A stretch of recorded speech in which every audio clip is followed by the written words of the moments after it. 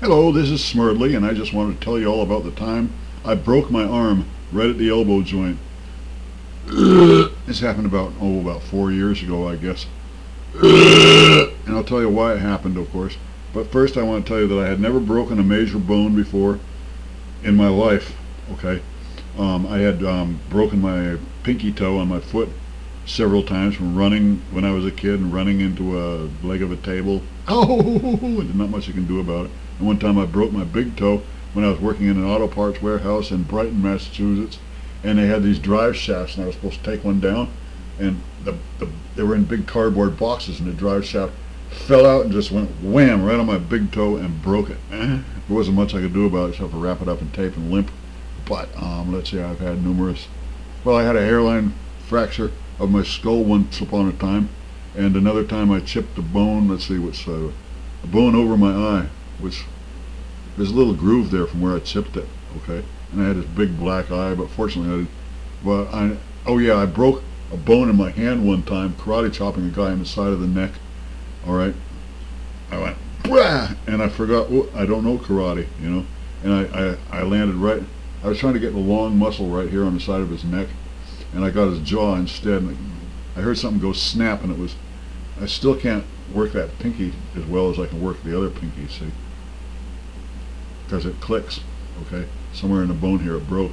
Anyway, I want to tell you about the time I broke my elbow. I was walking along next to a restaurant in the town that I live in. It's called the Good Earth Restaurant. They're no longer in business. I never ate there in my life. They served only vegetarian food and healthy food. And anyways, it was after dark, and I was walking along, and there was like a sidewalk there, and the parking lot was not lit, and the sidewalk, had a edge to it that was partway in shadow, and I didn't see the edge of the sidewalk, and it was a high sidewalk, and I fell forward, and unfortunately I had both hands in my pockets because it was cold, and I fell forward right smackety dab on my chest, but I had the presence of mind to turn my head back like that so I didn't smash my teeth out on this concrete, and I landed smack full right on my chest bone. It knocked the shit out of me, I'll tell you. My glasses didn't fall off because I turned my head like that, because I know how to fall down. But I got my one hand out of my pocket just before the impact on my chest bone, my breastplate, and the palm of my hand hit just as I impacted, and it drove the bone up here, right up here. It just drove the bone up in that direction, and something had to give, and it broke right about here. Okay, and I went to the emergency room, and it took a long time to get there because well, first of all, I was laying there, and I thought, oh my God, my heart stopped. I thought I was dead, and I said, I'm gonna have to get up, and I had one arm up like that, the one that I landed on, and I tried rolling over after about 30 seconds of laying there on the cold sidewalk, on the cold pavement, and my chest was all crunchy because I had like broken ribs, and then something in my arm went, whoop, I ain't gonna get up that way.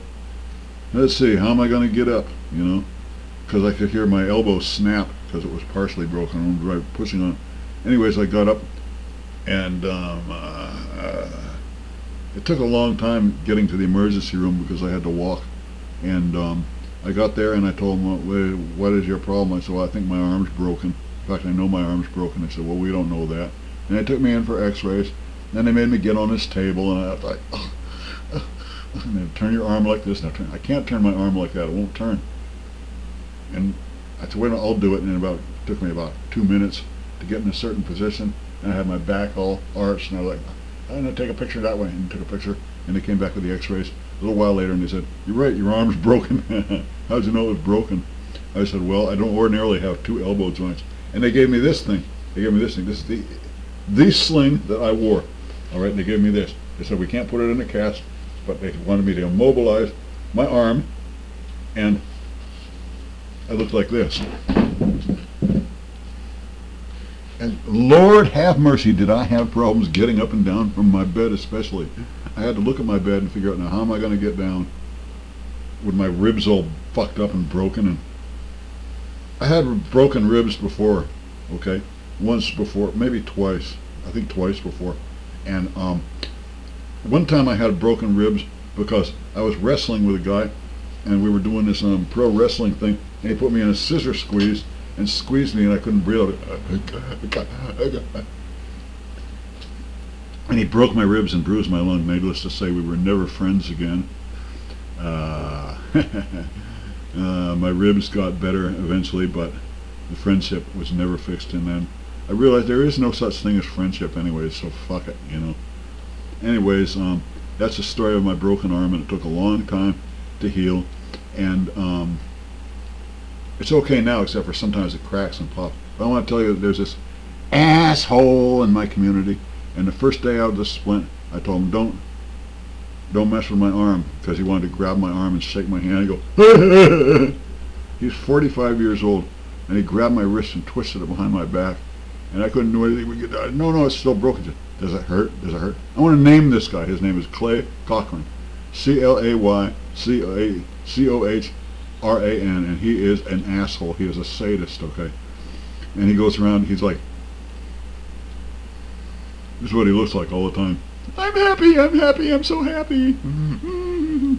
He has this hair lip scar, like here. You know, alright, so he was born with a hair lip and they had to get sewed up. Is that any reason for him to be a sadistic asshole? And one time he was talking about how sometime later he was at a whale watch with his father out there over the Atlantic Ocean where they watched the whales from a boat. And afterwards he was up on a sea cliffs, and he said it was such a beautiful day, and there was a girl walking up there, a young lady. And she was all by herself, and he said he had this urge to just run right up and push her over the cliffs and watch her fall to her death. And he said nobody would have seen me and I could have gotten away with it. And then later I confronted him. I was, you son of a bitch, you re-injured my arm. Not me! I don't do things like that. It must have been somebody who looked just like me. And I said, you son of a bitch. I said, you were talking about pushing that girl over the cliff and getting away with it. You have these sick, insane urges to kill people and hurt people, and you act on them sometimes. He said, well, I didn't do it, did I? I didn't push her, did I? I said, you and your pathetic, foolish grin, you look like Howdy Doody. You know? But I care about people, and I'm a good person. A ridiculous smirk on your face. I said, when you had your knee surgery right after, and you had your knee replacement, did I come up and kick your leg? No, I didn't. I wished you well, okay? And you ain't even man enough, Clay Cochran, to admit that you re-injured my arm for a sick, sadistic thrill, and you ain't even man enough to admit it, you filthy piece of shit. I said, you are no damn good, Clay. And then later he came up to me in the hospital when I was in the hospital for something else.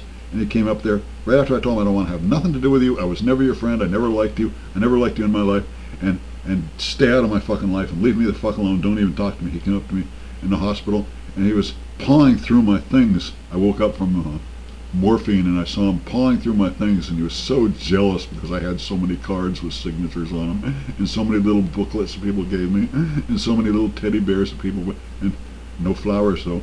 But he was telling me, well, I'm offended by that cross on the wall. He said, this isn't the religious hospital. I said, well, some kids came up in this December and they Christmas caroled us and they left little crosses.